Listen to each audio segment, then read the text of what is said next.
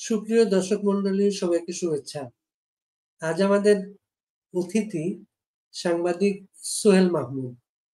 বাংলাদেশের সাংবাদিক সোহেল মাহমুদ বহুদিন, বহু বছর ধরে আছেন নিউ ইয়র্কে। সেখান থেকে বাংলাদেশটা দেখেন, বাংলাদেশটাকে অনুভব করেন। আমরা যেমন সবাই বিদেশে থাকি, মনটা বাংলাদেশে, অডিয়েন্স বাংলাদেশ। সোহেল মাহমুদের সাথে আজকে আমরা কথা বলবো বাংলাদেশের মিডিয়া নিয়ে, যেটা খুব কম আলোচনা হচ্ছে। মিডিয়ার প্রতি মানুষের প্রত্যাশা অনেক, মিডিয়া কিভাবে প্রত্যাশা পূরণ করতে পারছে সেটা নিয়ে আমাদের বিষয়বস্তু। সোহেল, কেমন আছেন আপনি? বারি ভাই, আসসালামু আলাইকুম। এবং আপনার যারা দর্শক আছেন প্রত্যেককে সালাম। নিউ ইয়র্কের ব্রুকলিন থেকে আমি 10 বছর ধরে আছি, ভালো আছি, আলহামদুলিল্লাহ বেশ আছি। আমরা সরাসরি আলোচনায় চলে যাই। বাংলাদেশের মিডিয়ায় আপনি প্রিন্ট মিডিয়া, ইলেকট্রনিক মিডিয়া, দুটো মিডিয়াই দীর্ঘদিন ধরে কাজ করেছেন। আজকের মিডিয়াকে আপনি কিভাবে দেখেন? বাংলাদেশের মিডিয়া নিয়ে যে ধারণা আমি পাই বা যে চিত্রটা আমি পাই সেটা হয়তো কারো সাথে আলাপের সুযোগে বা মাঝে মধ্যে টেলিভিশন দেখার সুযোগে অথবা ফেসবুক, সোশ্যাল মিডিয়ার মাধ্যমে বেশি মানে এটা খুব বেশি আমার কাছে আসে। সেই হিসেবে মিডিয়ায় তো চড়াই উতরাই আছে। আর আপনি যদি বিশেষভাবে বলতে চান তাহলে আমি বলব যে আমার কাছে খুব অচেনা মনে হয়। এই মুহূর্তে এসে বাংলাদেশের মিডিয়াটাকে খুব অচেনা মনে হচ্ছে নানানভাবে। আপনি যদি বেসিক এর কথা বলেন, ইথিক এর কথা বলেন। এখন আমাদের যারা দর্শক আছেন তাদের হয়তো খুব আ মানে সংজ্ঞায়িত করে শব্দগুলো হয়তো আমরা বলতে পারব না। কিন্তু সাংবাদিকতা যাই করি আমরা একটা সংজ্ঞায়িত সাংবাদিকতার মধ্যে একটা মূলনীতি থাকে এবং কিছু ব্যাকরণ থাকে। সেই ব্যাকরণে সাংবাদিকতা করতে হয়। তো সেই হিসেবে আমি বলি যে আমার কাছে খুব অস্থির একটা আ মিডিয়া আমি দেখতে পাচ্ছি। বাংলাদেশের রাজনৈতিক পরিবর্তন হয়, আগেও হয়েছে, এবারও হয়েছে। বাংলাদেশের রাজনৈতিক পরিবর্তনের পরে নানা কিছু দখল হয়, চর দখলের মতো। এইভাবে মিডিয়া দখল হয়, মিডিয়ার অফিসগুলা ভাঙচুর হয়, দখল হয়, প্লাস হচ্ছে মিডিয়ার মালিকদের গিয়ে বলা হয়, মালিকরা গভর্নমেন্টের পক্ষে থাকেন সবসময়, মালিকদের গিয়ে বলা হয় অমুককে রাখতে পারবেন না, অমুককে রাখেন, বা মালিক বলে ঠিক আছে অমুকে রাখবো না, কাকে রাখবো আপনি বলে দেন, কোন চেয়ারে কাকে বসাবো। তাই হচ্ছে। একদম পেশাদার সাংবাদিক হিসেবে কিভাবে দেখেন বিষয়টাকে? আমার কাছে তো যে চিত্রটা আমি পেয়েছি, যেই খবরগুলো আমি পেয়েছি সোশ্যাল মিডিয়ায় এবং ইনবক্সের মাধ্যমে নানান জনের সাথে যোগাযোগের মাধ্যমে ভয়াবহ পরিস্থিতি। আমি জানি যে আমার কলিগদের অনেকেই আমার জুনিয়রদের অনেকেই এখন একটা মিডিয়ার হয়তো একদম প্রধান হিসেবে দায়িত্ব পালন করছেন। যাদের সাথে একসাথে কাজ করেছি তাদেরও অনেকে আছেন। আমি তাদের রাজনৈতিক পরিচয় যাই হোক, কিন্তু যে প্রক্রিয়ায় আ টেলিভিশন বলেন এবং আ পত্রিকাগুলো বলেন, রাতারাতি তাদের আদর্শ পাল্টে যাওয়া। আদর্শ মানে আমি বলছি না যে আওয়ামী লীগ থেকে বিএনপি হয়ে গেছে। ব্যাপারটা তা না কিন্তু। আমি বলছি যে তারা যেভাবে রাতারাতি সংজ্ঞা নিজেদের সাংবাদিকতার সংজ্ঞা পাল্টে ফেলেছে, তথ্য সংগ্রহের এবং প্রদানের ক্ষেত্রে, উপস্থাপনের ক্ষেত্রে যে পদ্ধতি থাকা দরকার ছিল সেগুলো পাল্টে ফেলেছে।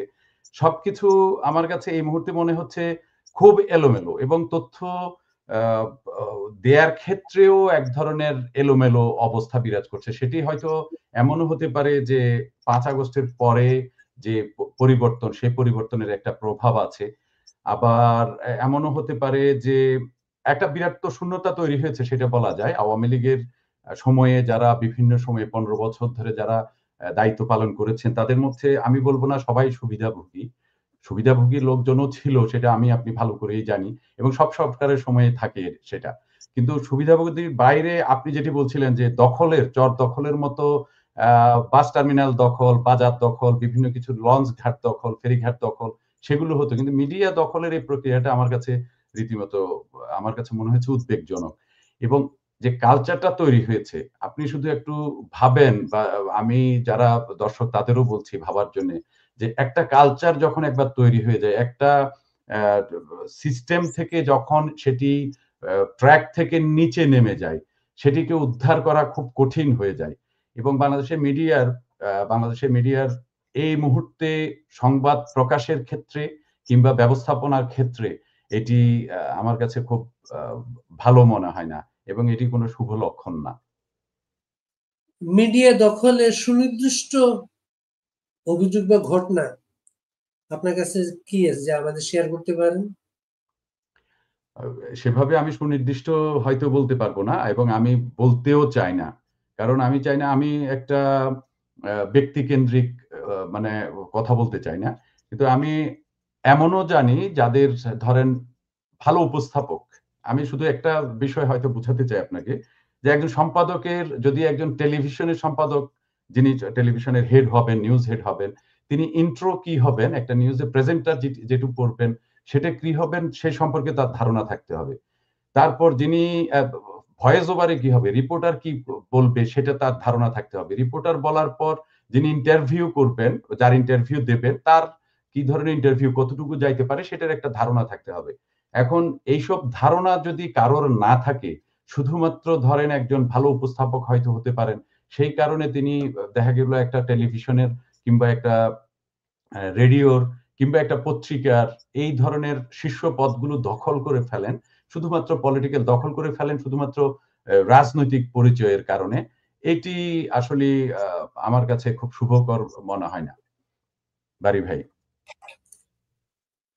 ৭৪-এর দুর্ভিক্ষের সময়, ৭৪ দুর্ভিক্ষের সময় ইত্তেফাকের বাসন্তীর জাল পড়া ছবির একটা প্রতিবেদন নিয়ে খুব হইচই হয়েছিল। পরে জানা গিয়েছিল সেটা একটা বানানো ছবি ছিল। এরশাদ আমলে মার্শাল ল ইনভেস্টিগেশন রিপোর্ট নামে একটা সামরিক শাসকদের তদন্ত রিপোর্ট পরে পাওয়া গিয়েছিল। সেটা পরে এরশাদ আমলেই এটা অনুবাদ করে রিপোর্ট হয়েছিল কোনো কোনো মিডিয়ায়। বিচিন্তায় এর বড় অংশ ছাপা হয়েছিল।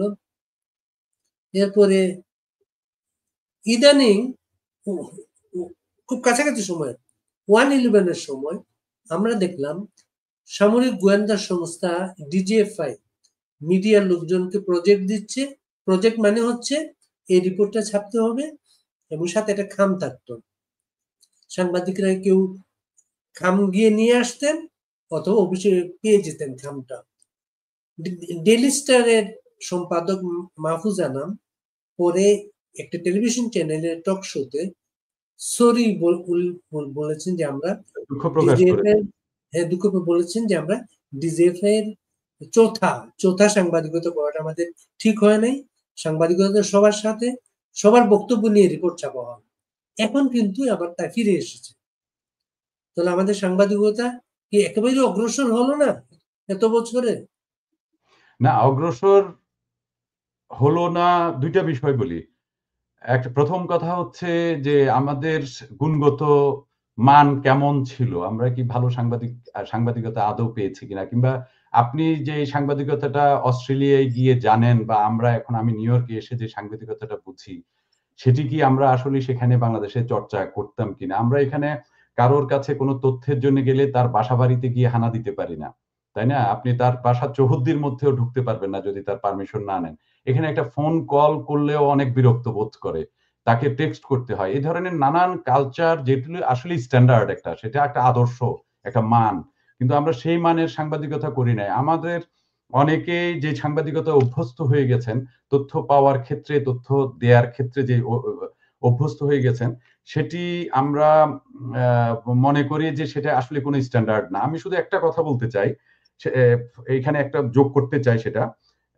আপনি যদি কোথাও কোনো তথ্য পেয়ে থাকেন, কোনো সূত্র আপনাকে যদি কোনো তথ্য দিয়ে থাকে, সেই সূত্রের তথ্যটা আপনি যাচাই করার জন্যে ক্রস চেক আমরা যেটি বলি, সেটি যাচাই করে দেয়ার ক্ষেত্রে আবার সেটি আপনি যে তথ্যটা প্রকাশ করেছেন সত্য যেটা পেয়েছেন খবর, সেই খবরটা সত্য বলে আপনি ক্রস চেক করে সত্য বলে পেয়েছেন, তারপর আপনি সেটিকে প্রকাশ করেছেন। এবং সেটির ছাপানোর ফলে কি প্রভাব পড়লো, সেটা একটা ফলো আপ স্টোরি হয়তো। মানে ফলো আপ স্টোরি আমরা করি। আমরা এই ধরনের নানান ধরনের জার্নালিজম আমরা দেখেছি বিভিন্ন জায়গায়, উন্নত বিশ্বে প্রচুর হয়। কিন্তু আমাদের বাংলাদেশের জার্নালিজমের ক্ষেত্রে অনেক আমরা সবসময় মান থেকে দূরে থাকি। আপনি আজকের একটা স্টোরি সম্পর্কে আমি বলি, সমকালে একটা স্টোরি প্রকাশিত হয়েছে এবং খুব সেনসিটিভ স্টোরি। সেটি হলো আহ, ভারতে ভারত বিএনপিতে ভরসা করতে চায়, এই ধরনের একটা স্টোরি। ভারত বিএনপিতে ভরসা করতে চায়, এই স্টোরিটা আপনি যদি খুব সেনসিটিভ হন, আপনি তাহলে বুঝে ফেলতে পারবেন যে এই স্টোরিটা হচ্ছে ২ দিন আগে বিবিসির করা একটা স্টোরির কাউন্টার এটা। সেটা হলো আওয়ামী লীগের নেতাদের ভারত আওয়ামী লীগের নেতারা ভারতের দিকে তাকিয়ে আছে যে ভারত কি করে এই ধরনের, বা ভারত প্রীতির কথা বলা হয়েছে স্টোরিতে। সেই স্টোরির কাউন্টারে একটা স্টোরি যে না, বিএনপিতে ভারত ভরসা করতে চায়। আপনি পুরা স্টোরি, এত বড় একটা স্টোরি, একটা সমকালের মতো পত্রিকা, আপনি স্টোরিতে কারা বলেছে এটা, কে বলেছে, দৃশ্যত কোনো সোর্স নাই। সব আছে নির্ভরযোগ্য সূত্র, নাম প্রকাশে অনিচ্ছুক সূত্র। তো যিনি নাম প্রকাশ করতে অনিচ্ছা প্রকাশ করেন, সেই সূত্রটা আপনি কখন ব্যবহার করতে পারেন? ব্যবহার করতে পারেন একটা নাম প্রকাশ করেছেন সূত্রের সহযোগী সূত্র হিসেবে, মানে ওটিকে আরো বেশি জাস্টিফাই করার জন্য নাম প্রকাশে অনিচ্ছুক আরেকটা সূত্র দিয়ে বা এই ধরনের কিছু দিয়ে, নির্ভরযোগ্য সূত্র দিয়ে আপনি প্রকাশ। কিন্তু আপনার মূল সূত্র তো নাই, যিনি প্রকাশ করেছেন বিষয়টা সেই সূত্রই তো নাই।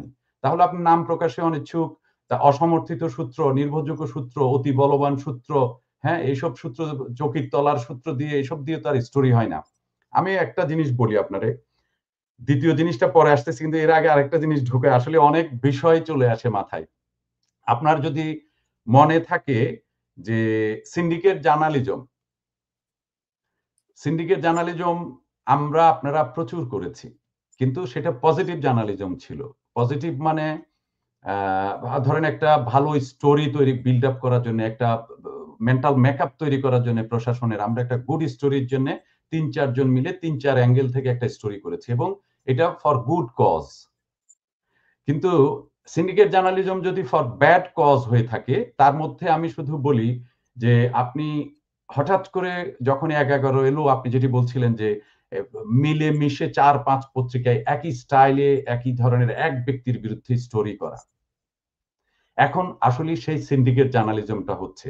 এটা আমি ১-১১ কথা বলছি না, আমি বলছি ৫ আগস্টের আগেও এই ধরনের সিচুয়েশন ছিল যে এক পত্রিকা যা লেখে সেটা দেখা দেখি অনলাইনে দেখবেন সবাই একই স্টাইলে স্টোরি করা শুরু করেছে, মানে সিন্ডিকেট জার্নালিজম। কিন্তু সেটা কোনটা ভালো, মানুষের সমাজের জন্য ভালো হচ্ছে, কোনটা খারাপ হচ্ছে, এগুলো দেখার তোয়াক্কা কেউই করে না। এর মধ্যে একটা জিনিস যোগ হয়েছে, সেটা হচ্ছে ভিউ বাণিজ্য বা ক্লিক বাণিজ্য, ক্লিক বেট। এটা জার্নালিজমকে, বাংলাদেশের জার্নালিজমকে, সব দেশেই আছে এটা, কিন্তু বাংলাদেশে যে প্র্যাকটিস হচ্ছে, আমি যেটুকু অনুধাবন করছি, ভয়ঙ্কর, ভয়ঙ্কর। এমনিতে তো নীতির ক্ষেত্রে, আদর্শের ক্ষেত্রে, মানের ক্ষেত্রে বলেছি যে এটা খুব কম। তার মধ্যে আয়ের ধান্দাটা যখন এসে যায়, যে আপনি আয় করতে পারবেন, তখন আপনার কাছে যত না বেশি আপনি তথ্য দিবেন, তত তার চেয়ে বেশি আপনি চাইবেন এটাকে যত টুইস্ট করা যায়, তাই না? তো টুইস্ট করতে হলে আপনাকে একটু চটুল হইতে হবে। চটুল হলে অনেক সময় আপনার ইনফরমেশনই নাই, আপনি কিন্তু এটাকে টুইস্ট করে আপনি দিয়ে দিচ্ছেন। এই যে একটা কালচার, আমি বলছি না গত ৫ মাসে এটি তৈরি হয়েছে। কিন্তু গত ৫ মাসে একটা ১৫ বছরের একটা বন্ধন বলেন, আর একটা ১৫ বছরের একটা সাফোকেশন বলেন, যাই বলেন, যেই ভাষায় বলেন, রাজনৈতিক, আমি ২ টা শব্দ বলছি, আপনি যারা দর্শক যার মতো করে নিবেন। ১৫ বছরে একটা বলয়ের মধ্যে ছিল বাংলাদেশের সাংবাদিকতা। সেটিতে রেস্ট্রিকশন ছিল কিনা, লিমিটেশনস ছিল কিনা, এটি ভালো বলতে পারবেন। আমি এও জানি যে কোনো পত্রিকাকে নিয়ন্ত্রণ করার জন্য সেখানে অবসরপ্রাপ্ত ব্রিগেডিয়ারকে দেয়া হয়েছে দেখার জন্য যে কোন নিউজ যায়, কোন কন্ট্রোল করার জন্য, সেগুলোও শুনেছি। অনেক গল্প শুনেছি। আমি কাছাকাছি ছিলাম না বলে অনেক কিছু জানি না। কিন্তু আমি গত ৫ মাসের যে অবস্থা দেখছি, ১৫ বছরের অবগুণ্ঠন থেকে হঠাৎ করে একটা বিপ্লব হয়ে গেল। সেটি বিপ্লব হলে রাষ্ট্রে হইতে পারে, পত্রিকা অফিসে না। এটা ভয়ংকর পত্রিকা অফিসের জন্য। কারণ রাষ্ট্র চলে ডেমোক্রেসি দিয়ে। পত্রিকা অফিস ডেমোক্রেসি দিয়ে চলে না। পত্রিকা অফিস ইথিক দিয়ে চলে। রাষ্ট্র ইথিকের প্রয়োজন হয়, কিন্তু সেটা ডেমোক্রেটিক ওয়েতে যারা নির্বাচিত হন তারা সেটি ঠিক করবেন। কিন্তু পত্রিকাতে ডেমোক্রেটিক ওয়েতে নেতা নির্বাচনের কোনো সুযোগ নাই। যিনি সম্পাদক হবেন তিনি কিন্তু ভোটে নির্বাচিত হবেন না। তিনি যোগ্য লোক, বোঝার লোক, অনেক দিন জানাশোনার লোকরা সম্পাদক হবেন। আমি এখন শুধু নাম নিতে চাই না, অনেক সম্পাদক হয়েছেন যাদের সহ সম্পাদক হবার যোগ্যতা নাই। এটা দুঃখ করে বলতে হয়। সাংবাদিকতা করি, অনেকদিন ধরে করি, আপনিও করেন। আপনি নিজেও জানেন এখন বক্তব্য কোন দিকে যায় জানি না। কিন্তু আমি শুধু এটুকু বলতে চাই যে পরিবর্তনটা বা যেই ধরনের মানে বিশৃঙ্খল পরিস্থিতি টেলিভিশন এবং ইয়েতে যুক্ত হয়েছে, পত্রিকায়, রেডিওর খবর আমি ততটা জানি না। অনলাইনে বলেন, ভয়াবহ, ভয়াবহ এক কথায়। সাংবাদিক হিসেবে আমরা যে শুরু থেকে আমরা যেটা দেখতাম, যেটা সাংবাদিকতা একটা পড়াশোনার প্রফেশন এবং সবচেয়ে সময় পড়াশোনার প্রফেশন। কিন্তু আমাদের পড়াশোনার অভাবের কারণে আমরা কবে কি পড়েছিলাম সেটাকে যখন ঘুরে ফিরে চালাচ্ছিলাম, তখনই পাঠক বিরক্ত হয়েছে, পাঠক আমার কাছে নতুন কিছু পাচ্ছে না। আজকে সাংবাদিকতায় পড়াশোনার জায়গাটা কি আরো কমে গেছে বলে আপনার মনে হয়, না পড়াশোনা করার লোকজনকে সুযোগ দেওয়া হচ্ছে না সেখানে? কালচারটা তৈরি হয়েছে যেভাবে, আমি আপনাকে যদি এভাবে উদাহরণ দেই যে আজকে থেকে না, বাংলাদেশে আসলে এত সংবাদপত্রের দরকার কিনা সেটাও একটা বিষয়। প্রথম কথা হলো, এইটা এত বেশি বাজারি হয়ে গেছে, এত পত্রিকা হয়ে গেছে, এত কিছু হয়ে গেছে। বাংলাদেশে একটা পত্রিকা খোলার সময় সার্টেন লোকজন গিয়ে বলতো যে আমরা আসেন আপনাকে সাংবাদিক দিয়ে দেব। মানে অনেকটা ওই যে নির্মাণ কাজের শ্রমিকদের মতো সবকিছু তিনি সব দায়িত্ব নিতেন, এবং বহু পত্রিকা আছে ৬ মাস ৭ মাস পর ১০, ১৫, ২০ কোটি টাকা খরচ করার পর লন্ডভন্ড হয়ে পরে এই সমস্ত স্টাফ ছাঁটাই হয়ে গেছে। টেলিভিশনগুলোতে এসে কি দেখেছি সেটাও একই ধরনের। আমি বলতাম যে ২১শে টেলিভিশনের পর যখন এটিএন বাংলা এবং এনটিভি স্পেশালি আমার প্রিয় টেলিভিশন ছিল, যদিও আমি এটিএন বাংলায় কাজ করতাম সেই সময় ২১এর পর। তারপর চ্যানেল আই, এইসব টেলিভিশনগুলো খুব ভালো করছিল, কারণ কম ছিল বলে। কিন্তু যখন আস্তে আস্তে আরটিভি আসলো, আরো আসলো, চ্যানেল ওয়ান আসলো, প্রতিযোগিতা বাড়লো, বাজার খুলে দিলেন আপনি। তাতে করে হলো কি, প্রচুর সাংবাদিক আসলো, কোয়ালিটি আর তৈরি হইল না। আপনি অনেক লোক আছে, আপনি এখনো টেলিভিশনে অনেক লোক আছে যারা জার্নালিজম থেকে এসে ফার্স্ট ক্লাসে ফার্স্ট হবার পর পত্রিকায় ঢুকে পত্রিকার অবস্থা দেখে বের হয়ে গেছেন। সাংবাদিকতায় আর আসেন নাই। তারা এখন পিআরও বা ইউনিভার্সিটির প্রফেসর বা আরো ভালো জায়গায় কাজ করছেন। ঝামেলাটা হচ্ছে আমরা যে স্ট্যান্ডার্ডটা ধরে রাখতে পারি নাই, সেটার জন্যে সাংবাদিক নেতৃত্বেরও দোষ আছে। সেটার মধ্যেও পলিটিক্স আছে। আওয়ামী রাজনীতি, বিএনপি রাজনীতি, আওয়ামী লীগ থাকার পর আওয়ামী লীগের লোকজনের নিয়ন্ত্রণ, বিএনপি আসার পর বিএনপির লোকজনের নিয়ন্ত্রণ। এই যে রাজনীতি করার কারণে ভালো লোকগুলোর কোথাও কোনো জায়গা হয় নাই। ভালো লোকগুলোর কোনো জায়গা হয় না। আমি নিজেকে ভালো দাবি করব না। কিন্তু আমি টেলিভিশনে কাজ করেছি, পত্রিকায় কাজ করেছি। আমার সাথে যারা ছিলেন, যারা আমাকে দেখেছেন তারা বলেছেন আপনি খুব ভালো কাজ করেন। কিন্তু আমি টেলিভিশনে টিকতে পারি নাই। আমার সমস্যা হয়তো থাকতে পারে, কিন্তু আমি টেলিভিশনে টিকতে পারি নাই, কোথাও টিকতে পারি নাই। আমি বাংলাদেশ ছেড়ে চলে এসেছি। আমি শেষে একটা টেলিভিশনের হেড ছিলাম, সেখানেও আমি বেশিদিন থাকতে পারি নাই। গ্রুপিং আমার জুনিয়রদের যে নোংরামি আমি দেখেছি, আমার জুনিয়রদের মধ্যে, আমি সবার কথা বলছি না, মানে সার্টেন, আমি একজনকে নিয়ে গেছি সেখানে, আমার ইমিডিয়েট জুনিয়র, সে আমার বিরুদ্ধে উঠে পড়ে লেগেছে, এবং পলিটিক্স। সো এটি আসলে ৫ আগস্ট সৃষ্ট না। এই যে নোংরামিটায় ৫ আগস্ট হয়তো একটা গ্রুপকে সুযোগ করে দিয়েছে, কিন্তু তার আগে তো আরো একটা গ্রুপ এই নোংরামিগুলোর মধ্যে ছিল। বারি ভাই, আপনি অনেক ভালো পত্রিকায় কাজ করেছেন, এবং প্রিয় প্রজন্ম আমার খুব প্রিয় একটা পত্রিকা ছিল। সেটা একটা, আমি বলবো যে এটা একটা ট্রেন্ড সেটিং পত্রিকা ছিল। তো জনকণ্ঠে কাজ করেছেন, আপনি পথে পথে ঘুরেছেন, বিভিন্ন জায়গায় ঘুরে রিপোর্ট করে আপনি তো জানেন যে কি পরিমাণ সাংবাদিকতার মধ্যেও কি পরিমাণ নোংরামির শিকার লোক, সাংবাদিকরা, জুনিয়ররা হয়েছে, এবং সিনিয়ররা সামটাইমস কিভাবে গ্রুপিং এর শিকার হয়ে ভালো কাজ জানা লোক শুধুমাত্র পলিটিক্স জানে নাই বলে চলে যেতে হয়েছে। ১৫ বছর সেটা স্টেবল ছিল। যদি প্রতি ৫ বছর পর পর সরকার পাল্টাতো, তাহলে হয়তো আপনি এই ধরনের সিচুয়েশন গুলো হয়তো দেখতে পেতেন। ১৫ বছর একটা স্টেবিলিটির কারণে সেই স্টেবল সিচুয়েশনে হয়তো কোনই গুতাগুতি হইছে, কিন্তু সেটা আমি আপনি হয়তো খুব প্রকাশ্য হয় নাই। আর ৫ আগস্টের পর একদম টোটাল মানে 360 হয়ে গেছে। সেই কারণে যারা এতদিন ধরে নিজেদের ভাবতো যে আমরা বিতাড়িত, বঞ্চিত, নিপীড়িত, তারা সেই সুযোগটা নিয়েছে। আর এগুলোর মধ্যে নানা অর্গান কাজ করেছে। ডিজিএফআই থেকে শুরু করে, পলিটিশিয়ান থেকে শুরু করে নানান অর্গান, নানান ইনস্টিটিউশন, নানান বলবো যে প্ল্যাটফর্ম থেকে একটা আ চিত্র দাঁড়িয়েছে। ধরেন আমি একটা টেলিভিশনের হেড হতে চাইলাম। আমার সাথে বিএনপির কানেকশন আছে বা জামাতের কানেকশন আছে বা ডিজিএফ এর কানেকশন আছে। আমার যত কানেকশন আছে, যেহেতু আমার ওইটা লোভ, আমার সেই লোভের জন্য আমি সব কানেকশন গুলো ব্যবহার করলাম। একটা কথা শুধু আমি বলতে চাই, যারা দেখছেন তাদেরও উদ্দেশ্য করে বলি। রাজনৈতিক আদর্শ বা রাজনৈতিক আ যে অনুসরণ আমাদের, আমরা যে ফলো করি, তাতে করে আমরা এত বেশি পচে গেছি, এত বেশি নৈতিকতা বিচ্ছিন্ন হয়ে গেছি, আমরা এত বেশি নীতিবিচ্যুত হয়ে গেছি, আমাদের আসলে অনেক কিছু করতে আমাদের আর গায়ে বাধে না। বারি ভাই, এইটাই হয়ে গেছে আমাদের সবচেয়ে বড় সমস্যা। আমরা এত বেশি ডিভাইডেড, আমরা এত বেশি বিচ্ছিন্ন, আমরা এত বেশি পাকিস্তান, আমরা এত বেশি ভারত, অসম্ভব, অসম্ভব। আপনি আর কোথাও কোন শৃঙ্খলা আপনার জীবদ্দশায়, আমি আপনাকে এটুকু বলতে পারি, আল্লাহ যদি আমারে বাঁচায়, আপনারে বাঁচায়, কোথাও কোন শৃঙ্খলা আসবে না এই ইয়েতে। আপনার কোনভাবেই সম্ভব না। কথা থেকে একটা লাইন পাচ্ছি আমি, যেটা হচ্ছে 5 আগস্টের পরে 5 আগস্টের পরে অনেক মিডিয়া, মানে ক্যাথলিক মোর দেন পোপ একটা ভূমিকা ছিল। জননেত্রী, মাননীয় প্রধানমন্ত্রী, মাননীয় নেত্রী বলতে বলতে যেসব মিডিয়া ফেনা তুলতো, সেই মিডিয়া কয়েক ঘন্টার মধ্যে দেখলাম আমরা বলতেছি যে শেখ হাসিনা পালিয়ে গেছেন। শেখ হাসিনা এখনো বলছে শুরু করে শেখ হাসিনা দেশ থেকে পালিয়ে গেছেন, লোকজন পালিয়ে গেছেন। এই যে ব্যাপক দিগবাজিটা, এটাই কি মিডিয়া সম্পর্কে তার দর্শক, তার পাঠকদের নেতিবাচক অবস্থান তৈরি করে দিয়েছে? আমি এটাতে যাবার আগে আমি আপনাকে আমার সম্পর্কে একটু বলি।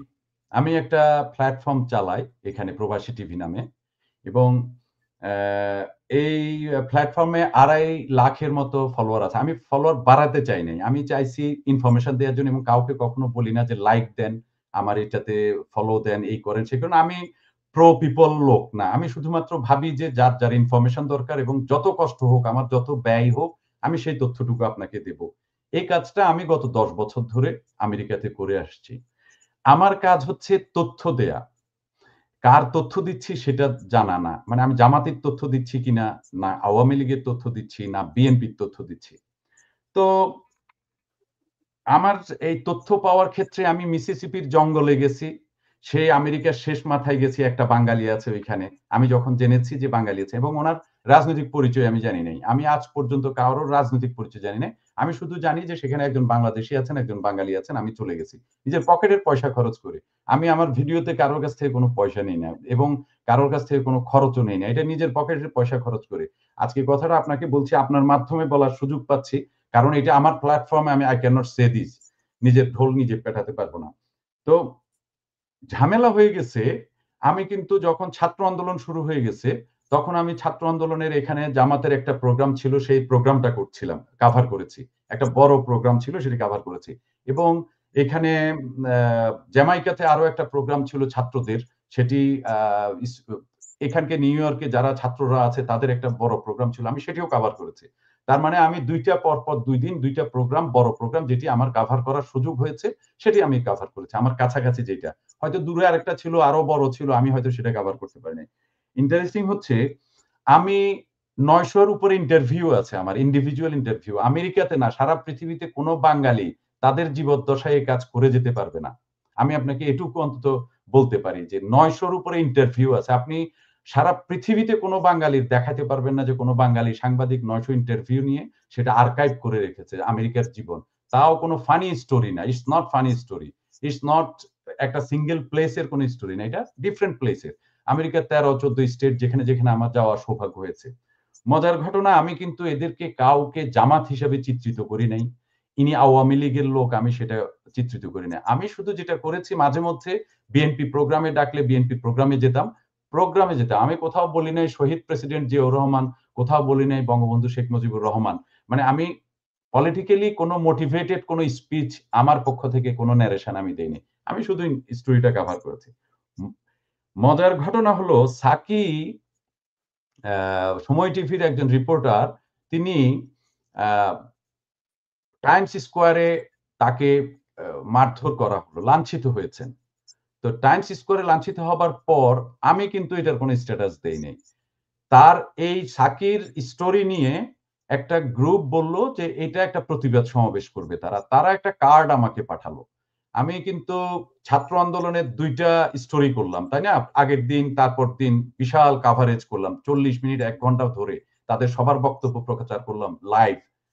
আর সাকির একটা কার্ড দিলাম, নিউজ কার্ড, যে প্রতিবাদ সমাবেশ সাংবাদিকের উপর হামলার কারণে। এটা আমার বক্তব্য না, এটা হলো একটা সম্মিলিত নাগরিক সমাজ বা কেউ দিয়েছে। আমার ওই পোস্টে ৫০০-র উপরে কমেন্ট, এবং সেই কমেন্টে বলা হয়েছে তুই রাস্তায় নাম, তোরে এখনই মেরে ফেলবো। এবং আমাকে যাচ্ছে তাই গালিগালাজ, আমার বাচ্চাদের নিয়ে গালিগালাজ, আমার ফ্যামিলির, মানে বিশ্রী কাণ্ড। আমি যে কথাটা বলতে চাইছিলাম, আমার কাজ কি, আপনার কাজ কি? তথ্য দেয়া। আপনার কাজ কিন্তু বায়াসড তথ্য দেয়া না।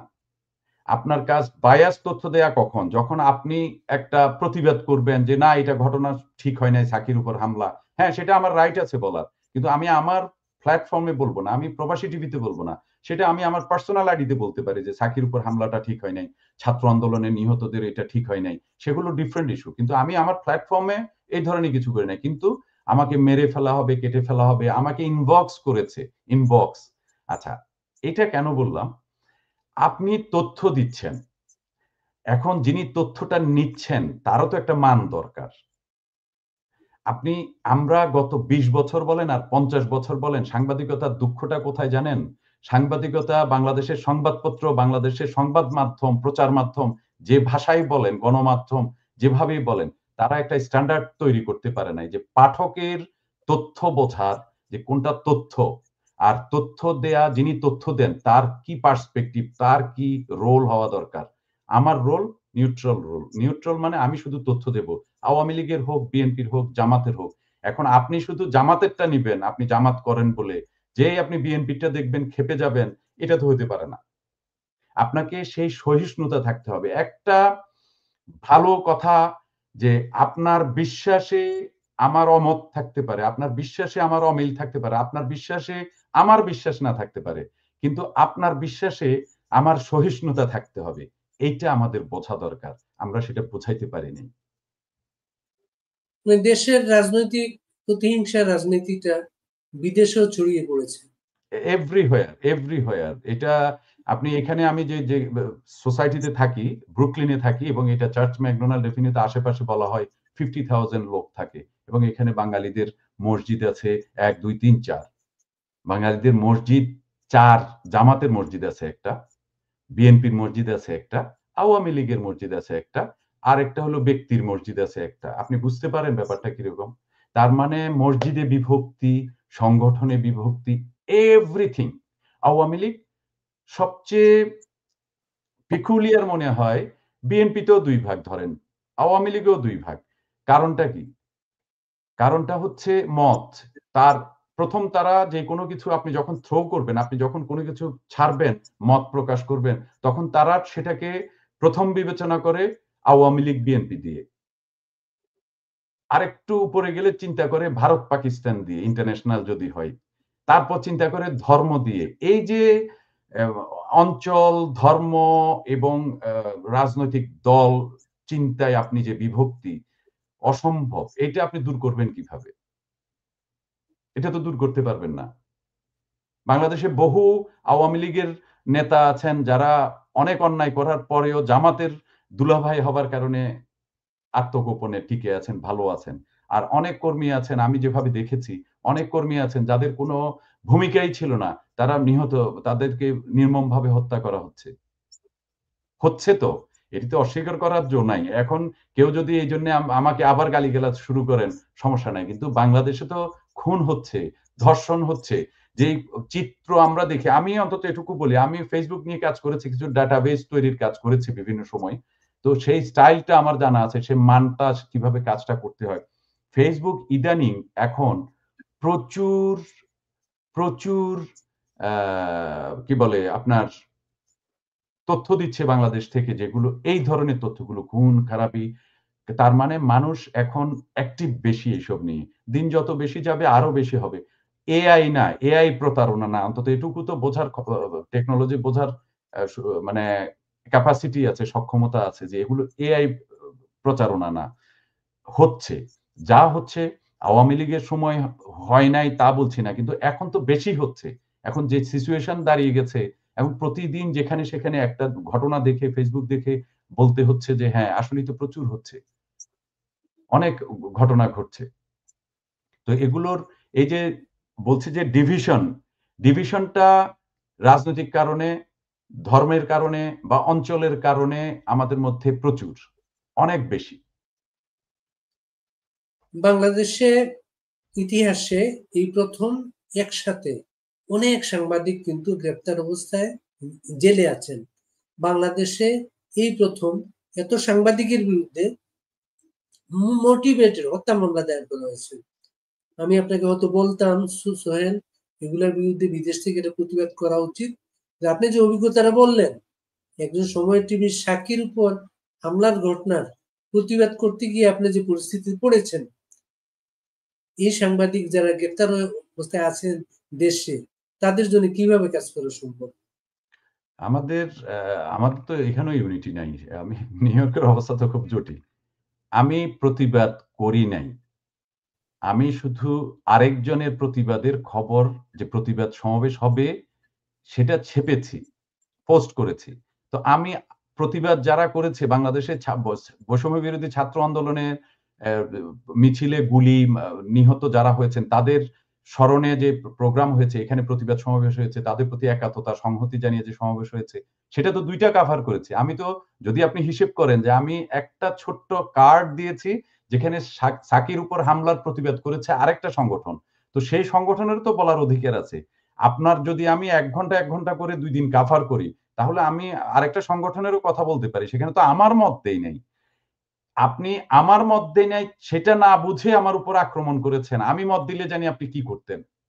বাংলাদেশে যে হামলার কথা বলছেন, সরি, বাংলাদেশে যে সাংবাদিক গ্রেফতারের কথা বলছেন, আমরা তো এমনি বিভক্ত ২ টা কথা বললাম। আপনি কি মনে করেন যে আপনি আপনার দলীয় ঘরানা, চিন্তার ঘরানা, মুক্তিযুদ্ধের আদর্শের ঘরানার বাইরে গিয়ে কোন সাংবাদিকের পক্ষে আপনি কথা বলবেন? বলবেন না। বলেন না তো, বলেননি। এটা কালচার তৈরি হয় নাই আমাদের মধ্যে। আমরা মনে করেছি যে যখন মুক্তিযুদ্ধের বিপক্ষের যে ছেলেটা, যেটা একটু বেশি অ্যাক্টিভিজম করত। আমি বলছি না, নিউট্রাল অনেক সাংবাদিক আছে বিএনপি পন্থী, কিন্তু নিউট্রাল, একটু নিউট্রাল। কিন্তু যেটা অ্যাক্টিভিজম করত, সে যদি কোনভাবে নিগৃহীত হতো, আমরা কি তার বিরুদ্ধে প্রতিবাদ করতাম? করতাম না। কারণ আমাদের মাইন্ডসেটটা ওইভাবে তৈরি হয়ে গেছে। এটা হলো একটা দিক। দ্বিতীয় হলো, হ্যাঁ, আমরা অনেকেই করেছি। যারা আমরা বেশি অ্যাক্টিভ না, অ্যাক্টিভিজম করি না। আমরা পার্সোনালি করেছি। কিন্তু সাংগঠনিকভাবে তো সেভাবে প্রতিবাদ হয় নাই। ঢাকা সাংবাদিক ইউনিয়ন যেটা আ আওয়ামী লীগ পন্থীর ছিল, সেটি কি বিএনপি পন্থী কোন সাংবাদিকের উপর আক্রমণের জন্যে প্রতিবাদ করেছিল? কখনোই করে নাই। আমার জানা মতে আমি দেখি নাই। এবং আমি ১৯৯১ সাল থেকে ডিউজের রাজনীতি আমি দেখে এসছি। ডা আমি দেখি নাই যে কোন প্রতিবাদ করেছে। ঢাকা রিপোর্টার্স ইউনিটি করেছে। কারণ এটি এখন পর্যন্ত এটি অরাজনৈতিক সংগঠন হিসেবে আমরা জানি। যদিও সেখানে অ্যাক্টিভ দলীয় লোকজনেরও আ নেতা হওয়ার সুযোগ হয়েছে। নিউ ইয়র্কের অবস্থাটা একটু ডিফারেন্ট। নিউ ইয়র্কের ইউনিক আ স কালচার এখানে। এখানে প্রচুর লোক আছেন যারা সাংবাদিক না। Believe me. আমার একটা স্ট্যাটাস আছে। আপনারা যদি আমার আইডিতে যান, ১ম এ নিউ ইয়র্কে সাংবাদিকদের দোকান এখন ৭ টা। আপনি দেখবেন ওইখানে ডিটেইল লেখা আছে। আমি লিখেছি সেখানে যে আসলে কি অবস্থা? লিখতে জানেন না, একটা জাতীয় টেলিভিশনের লিখতে পারে না, ২ লাইন বলতে পারে না, একটা শুদ্ধ, আমাদের উচ্চারণের সমস্যা আছে। কিন্তু তারা তো কথাই বলতে জানে না। তারা একটা জাতীয় টেলিভিশনের যুক্তরাষ্ট্র প্রতিনিধি। এবং ভালো টেলিভিশনের। এই ধরনের অনেকেই আছে। আমি ১ জন ২ জনের কথা বলতে পারব না। প্রচুর লোক আছে যারা এখানে কাজ করেন। তারা সাংবাদিকতার ও জানেন না, কিন্তু সাংবাদিক। তাদের নিয়ে আবার তারা একেকটা দোকান খুলে বসেছে। ধরেন ব্রঙ্কসে ২ টা দোকান আছে। আমেরিকান ইউনিভার্সাল সাংবাদিক ফোরাম, অমুক ফোরাম, সমুক ফোরাম, এরা এই সংগঠনগুলো, আমেরিকান প্রেস ক্লাব আছে 4টা 5টা আমেরিকান প্রেস ক্লাব, মানে বাংলা প্রেস, বাংলাদেশিদের নিয়ে প্রেস ক্লাব আছে নিউ ইয়র্ক সিটিতে 4টা কি 5টা। এটার যে ঝামেলাটা তৈরি হয়েছে, ওই যে গ্রুপিং, এরা কিন্তু আওয়ামী লীগ বিএনপির ব্যাপার না, ব্যাপার হলো বিএনপির লোকজনের সাথে আওয়ামী লীগের লোকজন একটা প্রেস ক্লাবে আছে, আরেকটা প্রেস ক্লাবে জামাতের সাথে আওয়ামী লীগের লোকজন আছে। নিজেদের স্বার্থের জন্য এরা এত বেশি প্যাক্ট, এরা এইসব নিয়ে ভাবার খুব সুযোগ না। ওরা যখন দেখে যে প্রেসিডেন্টের মতাদর্শের লোকটার বাংলাদেশে কিছু হলো, তখন সে হয়তো প্রতিবাদ করে। এখন আপনি আওয়ামী পন্থীদের কাউকে এখানে পাবেন না। এখানে যে প্রেস ক্লাব আছে, আওয়ামী পন্থীদের কেউই হয়তো লিডিং এ নাই, সেই কারণে তিনি হয়তো মুখ খুলে কিছু বলতে পারেন। সেই সংগঠনে হয়তো আওয়ামী লীগের, আওয়ামী পন্থী বা মুক্তিযুদ্ধের পক্ষের লোকজন আছে, কিন্তু তারা তো সেভাবে প্রেস ক্লাবের সাইনবোর্ড ইউজ করে বলতে পারবে না। এটা একটা বিরাট দিক। এবং আওয়ামী লীগ গত 10 বছরে নিউ ইয়র্কে এই জিনিসটাও নোটিস করে নাই। একটা বেস তৈরি করা, একটা ইনফো, আমি বলছি না তাদের দলের প্রচারণা করার জন্য, একটা যে বেসিক ইনফো সেন্টার তৈরি করা, এটাও করে নাই। এখানে প্রচুর ফটো সেশন হয়, বিএনপি আওয়ামী লীগের 2 দলের। কোন একটা প্রোগ্রাম হলে তারা 20-25,000 $30,000 খরচ করতে চিন্তা করে না। কিন্তু $500 দিয়ে যে একটা মানে পার্মানেন্ট কিছু তৈরি করা, প্রতি মাসে খরচ করে 500-1000 টাকা করে, তারা এগুলো করবে না। তারা কোনো কানেক্টিভিটি তৈরি করে নাই, করে নাই। সো ব্যাপারটা হয়ে গেছে এরকম যে আপনি এদের কাছ থেকে আসলে বাংলাদেশের কোনো প্রতিবাদ পাবেন না। আর প্রতিবাদগুলো অনেকটা ওই ডক্টরেট ডিগ্রির মতো হয়ে যাবে। বিভিন্ন একসময় মিজানুর রহমান মিজান খবরের ডক্টরেট পেত, ববিতা ডক্টরেট পেয়েছে। আরো অনেকে পেয়েছেন, যেগুলো ওই যে বিভিন্ন অখ্যাত প্রতিষ্ঠান থেকে বলা হয় যে কেনা। সোহেল, একটা বিষয়, বাংলাদেশে পরিবর্তনের পরে বিভিন্ন শহরে আমরা কিছু নতুন মানুষ দেখি আশ্রয় নেন। নিউ ইয়র্কে এই পরিবর্তনের পরে কিরকম মানুষ বাংলাদেশ থেকে আশ্রয় নিয়েছেন? ডিফিকাল্ট বলা, এটা ডিফিকাল্ট বলা মানে নিউ ইয়র্কে যারা আশ্রয় নিয়েছে তারা, আমি যে এলাকায় থাকি এই এলাকায় খুব একটা লোক, ব্রুকলিনে খুব একটা লোক নাই, কিন্তু আমি তো জ্যাকসন হাইটসের দিকে থাকি না, ওই দিকটায় আছে, মানে এমন না যে একদম নাই, কিন্তু আমি বলতে পারবো না যে আপনাকে 10% বা 20% বেড়েছে, কারণ অনেকের তো স্ট্যাটাস জানা নাই, বোঝা নাই যে কিভাবে আশ্রয় নিয়েছেন, কিভাবে এসছেন। আমি পরিচিত মুখ খুব একটা দেখি নাই বা আমার নজরে পড়ে নাই, কিন্তু একটা অভিজ্ঞতা আপনাকে বলি, আমার কাছে খুব, আমি একটা স্ট্যাটাস দিয়েছিলাম, সেটা আমার কাছে খুব মর্মান্তিক মনে হয়েছে। একজন ভদ্রলোক, তিনি বেশ কয়েকবার জাতিসংঘ মিশনে জাতিসংঘের প্রোগ্রামে এসেছেন, সাধারণ অধিবেশনের সেই প্রোগ্রামে প্রধানমন্ত্রীর যে এন্টুরেজ আসে না, সেই এন্টুরেজে উনি ব্যবসায়ী কোটায় এসেছেন। তো ব্যবসায়ী কোটায় কিভাবে হয় যে একটা এফবিসিসিআই লিংকের মাধ্যমে কুমিল্লা চেম্বার থেকে একজন নেয়, একেকবার একেক জায়গা থেকে নেয়। এই ভদ্রলোক বোধহয় প্লাস্টিক বা কোনো একটা সমিতির মাধ্যমে উনি এসছেন, একবার কি 2 বার। তো উনি একবার বোধহয় আসার সুযোগ পাওয়ার পর আমেরিকায় বেশ কয়েকবার এসছেন, কারণ 5 ইয়ার্স এর ভিসা দেয়া ছিল। ইন্টারেস্টিং হচ্ছে 5 আগস্টের পর তাকে বোধহয় 7 তারিখে তুলে নিয়ে গেছে পল্টনে ওনার বাসা, এবং ওনাকে আমি পেলাম 11 তারিখ কি 12 তারিখ এখানে, এই আমেরিকাতে। হয়তো আরো একটু পরেও হইতে পারে, আমি ডেটটা এই মুহূর্তে মনে নাই। ওনার সাথে যা হয়েছে, বিলিভ মি, মর্মান্তিক। আমি ক্রাইম রিপোর্টার ছিলাম। আমি 17-18 বছর ঢাকায় ক্রাইম রিপোর্টিং করেছি। আমি এই ধরনের ইউনিক মনে হয়েছে ওনার সাথে যা হয়েছে। সো আমার কাছে মনে হয়েছে যে 5 আগস্টের এবারের পর, এটা রাজনৈতিক কারণে হোক বা সুবিধা পাওয়ার কারণে হোক, অনেকে সন্ত্রাসী, অনেকে সুবিধা পেয়ে গেছে। সো এটা একটা ইউনিক একটা সোশ্যাল কি বলে ইমপ্যাক্ট তৈরি করছে, যে ধরেন ধর্ষণের ক্ষেত্রে, তারপর ডাকাতির ক্ষেত্রে আপনি দেখেন 3 ঘন্টা ধরে ডাকাতি হয়েছে, 3.5 ঘন্টা ধরে। ডাকাতরা সবকিছু তো নিয়েছেই, আবার মহিলাদের নির্যাতনও করেছে। যদিও ডিসি এসপি বলেছেন যে ধর্ষণের ঘটনা ঘটেনি, সেটা যৌন নির্যাতন ছিল, কি বলে যৌন হয়রানি ছিল অথবা এই ধরনের কিছু। So funny. তো ব্যাপারগুলো আমি কিছুক্ষণ আগে একটা ভিডিও দেখে এলাম। সেটি হচ্ছে রামপুরায় একজন ব্যবসায়ীকে কোপাচ্ছে। ২০০ ভরি স্বর্ণালঙ্কার নিয়ে গেছে। সেটি যদিও হেডলাইনে লেখা ছিল। আমি জানি না নিয়েছে কি নিয়েছে। কিন্তু কোপাচ্ছে সেটি তো বাস্তব। আপনার হয়তো দেখে বুঝবেন যে একটা উত্তরায় একটা নারী বাধা দিচ্ছিল, তাকে কোপাচ্ছিল ২ টা লোক। তাও কি নিয়ে? সাইকেল লেগেছে, রিক্সা লেগেছে বোধহয় তার গাড়িতে। মানে ছোট্ট ঘটনা নিয়ে মানুষের বর্বরতা কিন্তু একদম চূড়ান্ত পর্যায়ে। ছোট্ট ঘটনা। এগুলো অনেক বড় ঘটনা না। রিক্সা থামিয়ে ছিনতাইয়ের সময় কিভাবে গলা কেটে দিল, আমি ভিডিওটা দেখলাম। এ ধরনের অসংখ্য ঘটনা প্রতিদিন ঘটছে। সেটি একটা রাজনৈতিক পট পরিবর্তনের কারণে। এটি আমি এমন বলছি না যে এটা একটা রাজনৈতিক দলের লোকজন এগুলো করছে। আমি বলছি যে এগুলো সুযোগ সন্ধানীরা করছে। তিনি কোন রাজনৈতিক বিশ্বাসও হতে পারেন। কিন্তু সন্ত্রাসী তো সন্ত্রাসী। বাংলাদেশের আশু একটা কথা বলে নিই, পরে শেষ প্রশ্নে যাব। আপনারা সম্ভবত নিউ ইয়র্কে 5ই আগস্টের পরে আমরা মুজিব বলে একটা সংগঠন প্রতিষ্ঠান গড়ে উঠেছে। এ নিয়ে আমাদের কোনো ধারণা দিতে পারেন?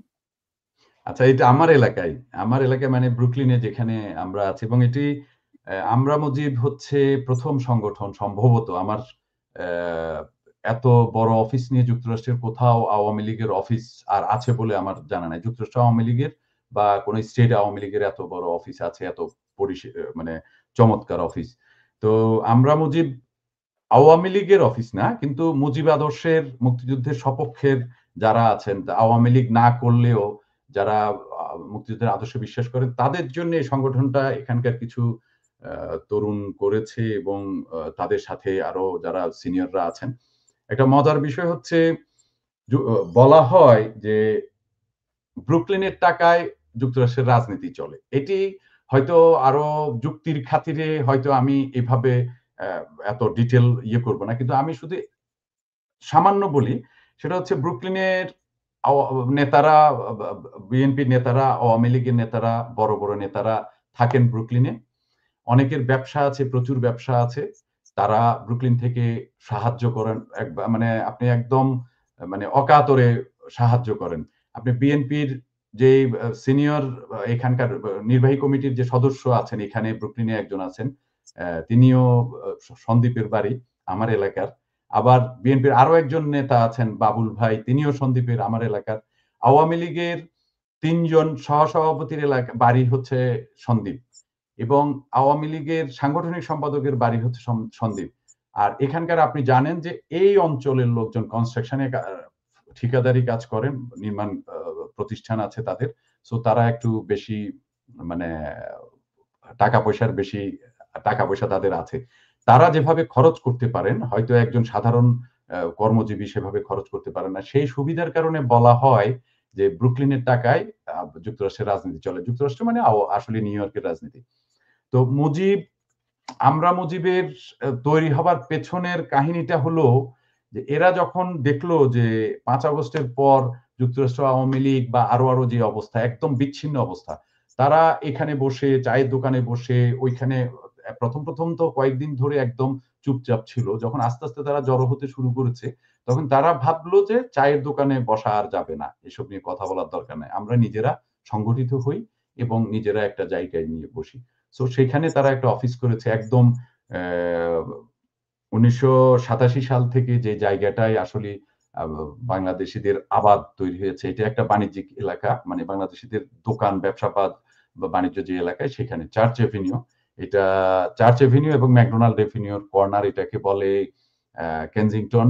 নাম হয়েছে খুব সাম্প্রতিক সময়ে ২ বছর আগে এটির নাম দেয়া হয়েছে লিটল বাংলাদেশ। আর এটি করেছেন এখানে আমরা গর্ববোধ করি। এখানে একজন বাংলাদেশী বংশোদ্ভূত কাউন্সিল মেম্বার আছেন, যিনি সিটি কাউন্সিলে ১ম বারের মতো ১ম বাংলাদেশী আমেরিকান, বাঙালি আমেরিকান বলবো। তিনি এখানে জন্ম যেহেতু, বাড়ি ফটিকছড়িতে। আপনি চিনবেন পূর্ণিমা, নায়িকা পূর্ণিমা আছে না? তার কাজিন। সো সে এখানে লিটল বাংলাদেশ নামে একটা এলাকা তৈরি করেছে। সেই এলাকাটাতে আমাদের এই অফিসটা, আপনি যেটির নাম নিলেন আমরা মুজিব। আর এটা তারা বেশ ভালোই করছে। এখন বিভিন্ন প্রোগ্রাম থেকে শুরু করে সবকিছু যারা বঙ্গবন্ধুর আদর্শের সৈনিক, মুক্তিযুদ্ধের চেতনায় যারা বিশ্বাসী, তাদের সংগঠিত করার জন্য কাজ করছে এখানে বেশ ভালোভাবে। সন্দ্বীপ প্রসঙ্গ চলে আসলো আপনার কথায়, আপনার বাড়ি সন্দ্বীপ। সন্দ্বীপ যাওয়ার সৌভাগ্য আমার হয়েছিল। আমার খুব কষ্ট লেগেছিল সেই যাত্রায়, এমন পরিবর্তন হয়েছে কিনা। আমার মনে হয় সন্দ্বীপের মানুষ তো খুব কষ্ট করে বাড়ি যেত। এখনো সেই কষ্ট আছে, কিন্তু হয়তো একটু স্পিড বোট আছে এখন। কিন্তু ওই কষ্টটা আছে, ওই কাদামাটি কাদামাটি সবকিছু অনেক কষ্ট হ্যাঁ, করে। এখন একটা প্লাস হলো ইলেকট্রিসিটি এবং রাস্তাগুলো ভালো হয়েছে। রাস্তাঘাট খুব ডেভেলপড এখন, পাকা রাস্তা, ইলেকট্রিসিটি আছে, এটা একটা প্লাস পয়েন্ট। কিন্তু সেই আ মানে কষ্টটা রয়ে গেছে। ওইভাবে যাওয়া ছাড়া আসলে উপায়ও নাই। ওইটা এমন একটা দ্বীপ এলাকা, ওইখানে রাফ সি থাকে। সো যাওয়াটা খুব টাফ। আপনি তো সন্দীপ পত্রিকায়ও কাজ করছেন। সন্দীপ পত্রিকা লিখেছি। মানে হ্যাঁ, আমি ৮৫ সালের লিখতাম তখন, মানে আহ, চাকরি না, আচ্ছা আমি তোমার তোমার আমরা খ্যাপ প্রধায়ক বলতাম, খ্যাপ মারতাম। হ্যাঁ, প্রধায়ক ছিলেন। হ্যাঁ, প্রধায়ক এখন ওই সন্দীপের সন্দীপের একজন সমন্বয়ক আছেন কেন্দ্রীয় রাজনীতিতে। তিনি কিছুদিন আগে সন্দীপ ঘুরে এসেছেন এবং অনেক তরুণ হয়েছে সেখানে। তিনি সন্দীপ থেকে আগামী নির্বাচন করবেন শোনা যাচ্ছে। না, না তিনি হাতিয়া। উনি সন্দীপে না। না, না ওইটা হাতিয়া। আপনি যার কথা ও, বলতেছেন ও সে আচ্ছা, হাতিয়া। অনেক তরুণ ও করছিল। ও হ্যাঁ, হ্যাঁ, হাতি এসেছে সন্দীপ। হ্যাঁ, হ্যাঁ, যাক, ওইটা ওই হাতিয়া। প্রশ্ন না। হ্যাঁ, সন্দীপের হাতিয়া সন্দীপে কাছা সন্দীপের রাজনৈতিক পরিবর্তনের খবরগুলা কি আসে আপনার কাছে? রাজনৈতিক আমি সন্দীপ নিয়ে এখন আর তেমন খুব একটা আগ্রহ নাই। তবে আমার কাছে মনে হয়েছে রাজনীতি যদি কেউ সন্দীপের রাজনীতিটা নষ্ট করে যায়, আওয়ামী লীগের রাজনীতি, সেটা আমাদের যে এমপি ছিলেন মোস্তাফিজুর রহমানের ছেলে, এরপরে যিনি হয়েছেন মাহফুজুর রহমান মিটা, উনার সময়ে হয়েছে। আসলে উনার দোষ দিয়ে লাভ নাই। সারা বাংলাদেশের রাজনীতি চিত্রটা ছিল এরকম যে ম্যানিপুলেশন, ত্যাগী নেতাকর্মীরা যেভাবে সরে যেতে হয়েছে, হ্যাঁ? তার জায়গায় এসে জামাতপন্থীরা বা অন্য মানে কম আদর্শবান লোকজন যেভাবে দখল করেছিল সবকিছু। অ্যা বা সারা বাংলাদেশের চিত্র যতটুকু খবর পেয়েছি তেমনই। তো সন্দ্বীপের খুব খারাপ অবস্থা। সন্দ্বীপে আওয়ামী লীগটা আমি বলব যে গত ৪-৫ বছরে আওয়ামী লীগ আর আওয়ামী লীগ নাই। একদম বাংলাদেশের রাজনীতিতে আমরা যেহেতু রাজনৈতিক রিপোর্ট করতাম, খুব কাছে থেকে দেখতাম রাজনীতিটা। রাজনীতিতে বাংলাদেশের দুইটা ধারা, আওয়ামী লীগ এবং এন্টি আওয়ামী লীগ। অ্যান্টি আওয়ামী লীগ দুইটা আমি সবসময় বলি। দুইটা ধারা বাংলাদেশে। এবং আওয়ামী লীগ বা বিএনপি এগুলাই কিন্তু নির্বাচনে ভালো করার দল সেটা। বাংলাদেশে এই এই মুহূর্তে প্রথম বাংলাদেশে দেখা যাচ্ছে যেটা, বাংলাদেশের তৃতীয় বা চতুর্থ রাজনৈতিক শক্তি ছিল জামাতে ইসলামী, যে ইলেকশন করে সংগঠনের মিছিল মিটিং এ তাদের অনেক লোক দেখানো সম্ভব। নির্বাচনের মাঠে কিন্তু আমরা দেখতাম যে জামাত যখন একক ইলেকশন করত তখন সর্বোচ্চ ৩টা সিট পেত, বিএনপির সাথে নির্বাচন করলে ১৮-২০টা সিট পেত। ১৮ সেই জামাত এই মুহূর্তে নির্বাচন না, ক্ষমতার পদ্ধতিগত প্রতিযোগিতায় জামাত একটা আপার হ্যান্ডে আছে। জামাতকে সবাই রয়েস হয়ে কথাবার্তা বলছে। যে বিএনপি নির্বাচন চাচ্ছে, জামাত নির্বাচনে আগ্রহী না, বা ছাত্রদের নিয়ে জামাতের একটা নতুন প্ল্যাটফর্ম জোট করার যেটা ধারণা পাওয়া যাচ্ছে। আপনি কিভাবে দেখছেন যে ৭১ পরাজিত শক্তি বাংলাদেশের রাষ্ট্র ক্ষমতায় এখন? আমি আমি রাজনীতি আসলে আ কম বুঝি। আপনাদের এনালাইসিস যেগুলো আছে সেগুলো আপনাদের আপনি ছাত্র ইউনিয়ন করে একটা লোক। আমি আপনি ছাত্র ইউনিয়ন করে রাজনীতির মানুষ কিন্তু আপনি। রাজনীতির মানুষ, কিন্তু আমি ছাত্র ইউনিয়ন তো ৯১ সালের পর আর করি না। সো ছাত্র ইউনিয়নও ৯১ সালের আমার অনার্স শেষ করার পর আর শেষ। যাই হোক তারপরেও বলি, যেহেতু আমি তো শেখ হাসিনার সাথে গেছি অন্তত ২ বছর ভোট ও ভাতের অধিকার। আপনিও তো ছিলেন। মনে আছে কিনা যে আমরা সারা বাংলাদেশ চষে বেরিয়েছিলাম। তখন আমার পলিটিক্যাল বিট ছিল, আমাকে আওয়ামী লীগ বিট দেয়া হতো। পত্রিকা থেকে আমি সেখানে গেছি। সেটা সাংবাদিকতার দায়িত্ব পালন করেছি। কিন্তু তারপরে যে রাজনৈতিক মানে আমি সাংবাদিকতা করেছি আওয়ামী লীগের দলের লোকজনের সাথে আমার যে সম্পর্কটা থাকা দরকার ছিল, ২ বছর একটা দলের সাথে যেভাবে অ্যাটাচ থাকার পর যে সম্পর্কটা গড়ে ওঠা, এরপরে আওয়ামী লীগ ক্ষমতায় এসেছে। একটা সিগনেচার নেওয়ার জন্য কখনো যাই নাই, কোথাও কোনো মন্ত্রিত্বের মানে কারোর কাছে যাই নাই। এটা আমার হয়তো স্বভাব হইতে পারে, এটা ভিন্ন বিষয়। কিন্তু যে জিনিসটা আমি বলতে চাইছি যে জামাতের, আপনি একটা শব্দ কথা বলেছেন যে মানে যখন তারা জমায়েত করে অনেক সমাগম হয়, কিন্তু ভোট পায় কত শতাংশ? আপনি যাই বলেন, আপনি যত কথা বলেন সবকিছু স বিচার হবে, আপনি সারা মাঠে ভালো খেললেন কিন্তু গোল হইল না। ব্যাপারটা হলো সেরকম। জামাতের রাজনীতির একটা প্লাস পয়েন্ট, তারা ১০০ লোক ১০০ দেখায় সবসময়। আওয়ামী লীগের বা বিএনপির ঝামেলা হচ্ছে তাদের ১০,০০০ লোক, তারা ৩০০ দেখায়। তাদের লোকজনের নানা অজুহাত থাকে, আসতে পারি নাই, ওই করি নাই, সেই করি নাই। এই ভোটের মাঠেও এই ধরনের হয়। জামাতের ভোটগুলো একইভাবে খুব সংগঠিত এবং জামাতের লোকগুলো একইভাবে মাঠেও সংগঠিত। এখানেও এইখানেও আপনাকে একটা তথ্য দেই, সেটা হচ্ছে এখানে বহু আওয়ামী লীগের নেতার বড়, বড় আওয়ামী লীগ নেতার বউ মুনার সদস্য। স্ত্রী, ফ্যামিলি মেম্বার মুনার সদস্য। মুনা মানে মুসলিম উম্মাহ অফ নর্থ আমেরিকা, যেটি জামাতের একটা সংগঠন বলা হয়।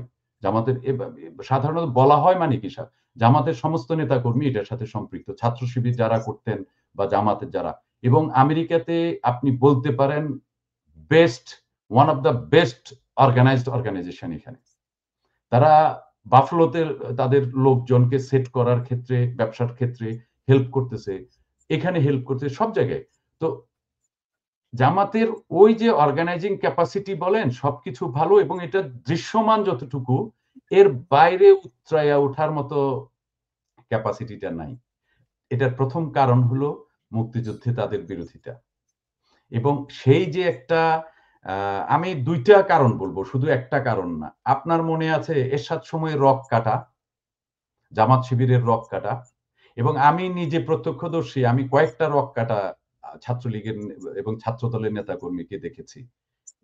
রক কেটে দেয়া।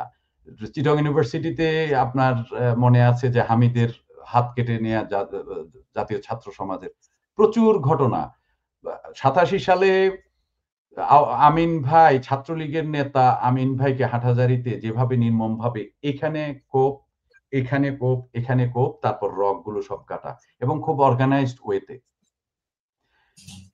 অভিযোগটা কার বিরুদ্ধে? শিবিরের বিরুদ্ধে। সো জামাতের ১৯৭১ সালে মুক্তিযুদ্ধ বিরোধী ভূমিকা আর শিবিরের সেই সময় রক কাটার ভূমিকা, এই ২ টা অভিযোগ জামাতের যতদিন লেগে থাকবে, এবং এজন্য জামাত যতদিন পর্যন্ত পাপ মোচন বলে না? পাপ মোচন, এটা যতদিন না করবে ততদিন পর্যন্ত জামাতের যে গণভিত্তি তৈরি হওয়া, আমি বলব গণভিত্তি। এখন আপনি যেটা দেখছেন নানান কারণে এমনও হতে পারে, আমি যদি এভাবে বলি যে পুলিশে জামাতের লোকজন খুব স্ট্রং হোল্ড।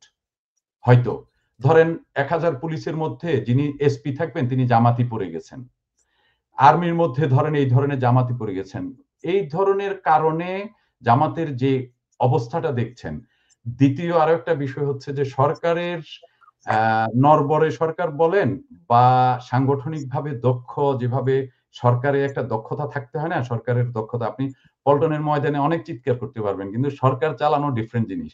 সেই দক্ষ লোকজন সরকারে না থাকার কারণে সরকার চাইছে যে কোনোভাবে তাদের পিরিয়ডটা একটু ঠিকঠাক করার জন্য, এবং তাদের যে উদ্দেশ্য থাকে, তাদের যে উদ্দেশ্য আছে, যাদের যে টার্গেট আছে সেটি ফুলফিল করার জন্যে এখন জামাত যা বলে শুনছে, বিএনপি যা বলে শুনছে, এখন ছাত্ররা যা বলে শুনছে।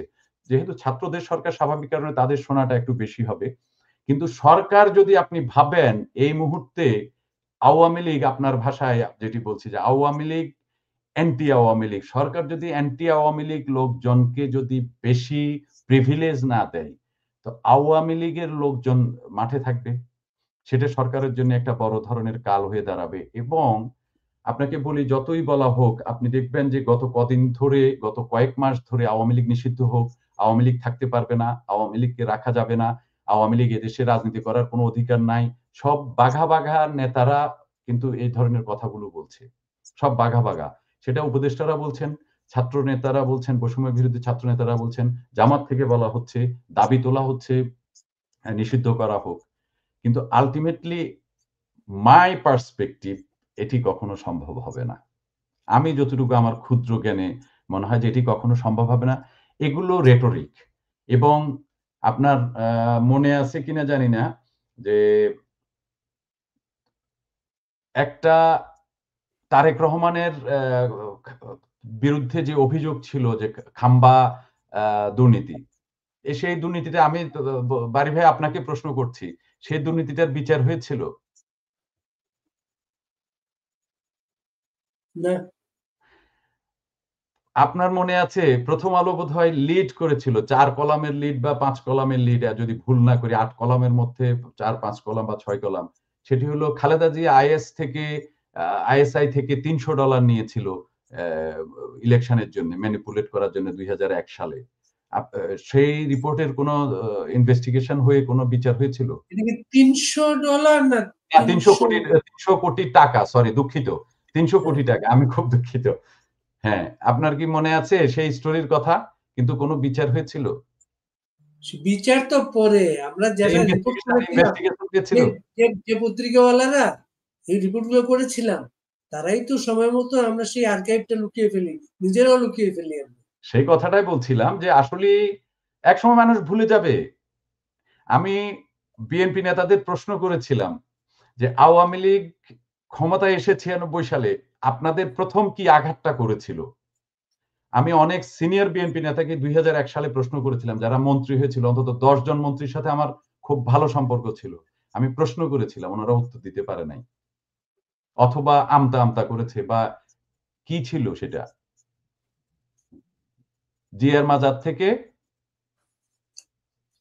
ব্রিজটা সরায় নিয়ে গেছিল। মনে আছে কিনা আপনার? শায়েস্তাগঞ্জে একটা বেইলি ব্রিজ করা হবে বলে সেটা সরায় নিয়ে গেছিল। আনোয়ার হোসেন মঞ্জু তখন যোগাযোগ মন্ত্রী ছিলেন সম্ভবত। তো ব্যাপারটা হচ্ছে মানুষ ভুলে যাবে, অনেক কিছু ভুলে যাবে। কিন্তু সবকিছু এই যে কথাটা বললাম যে ২০০ ভরি স্বর্ণালংকার নিয়ে গেছে রামপুরার, বা আপনার মনে আছে মানুষ ভুলে যাচ্ছে কিন্তু ছাত্রলীগের একটা ছেলেকে, ছাত্রলীগ না একটা ছাত্রলীগ নেতাই তো ছিল বোধহয় সে, ওই যে একটু অপ্রকৃতস্থ ছিলেন, ঢাকা ইউনিভার্সিটিতে নিয়ে ভাত খাইয়ে হ্যাঁ, মেরে ফেলা হলো। তাকে হ্যাঁ? মেরে ফেলা হলো, পিটিয়ে কত মারা হলো। মারাত্মক ঘটনা ছিল না? পরদিন অনেকে কান্নাকাটি করেছে। এটা দেখে অনেকের হৃদয়ে আওয়ামী লীগ হোক, বিএনপি হোক, জামাত হোক খুব খারাপ লেগেছে। আছে মনে? আস্তে, আস্তে সব ভুলে যাবে। কিন্তু যেই জিনিসটা থেকে যাবে সেটা হলো অস অশ্রদ্ধা করার যে সংস্কৃতিটা চালু হয়ে গেছে, অশ্রদ্ধা করার, আমি আবারও বলছি, এইটা সহজে ফিরে আসবে না এবং এইটার খেসারত এই জাতিকে খুব ভালোভাবে দিতে হবে। শত শত শিক্ষককে অশ্রদ্ধা করে তাকে পদত্যাগে বাধ্য করা হয়েছে। হ্যাঁ, এবং জুতার মালা দেয়া, তাকে নির্মমভাবে টেনে হিঁচড়ে, এই যে একটা কালচার তৈরি হয়ে গেছে, মানে হাত তুলে ফেলার। আপনি আপনার সন্তানকে কি বলেছেন? "এই যাও।" তার মানে হলো সে সেটা বুঝে ফেলেছে।